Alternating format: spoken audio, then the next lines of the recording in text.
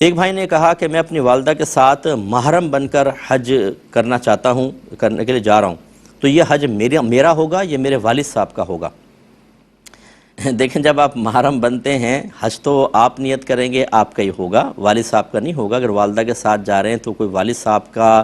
ساتھ ہونا لازم نہیں ہے، نہ یہ کہ والدہ کے ساتھ جو بھی جائے وہ حج والد صاحب کی طرف سے ہوگا، ایسا نہیں ہوتا، آپ کی طرف سے ہوگا۔ ہاں، اگر یہ ہے کہ آپ کے والد صاحب بالفرض فوت ہو گئے ہیں، ان پہ حج فرض ہو گیا تھا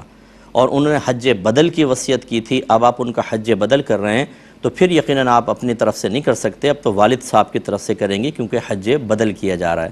اور اسی طریقے سے اگر ان پہ حج فرض تھا، وصیت نہ کر سکے اور انتقال کر گئے، آپ خود ان کی طرف سے چاہتے ہیں کہ چلے ان کا فرض حج ادا کر دوں، تب بھی یہ حج بدل آپ ان کی نیت سے ادا کریں گے۔ لیکن ایک ہوتا ہے کہ نہ ان پہ حج فرض تھا اور مطلب ویسے ہی انتقال کر گئے، آپ ان کی طرف سے نفل حج کرنا چاہتے ہیں، تو پھر والد صاحب کی طرف سے ادا کرنے کی نیت نہیں کریں گے، اب آپ اپنا حج کریں گے اور نیت یہ کر لیں گے اس کا ثواب میرے والد صاحب کو پہنچے۔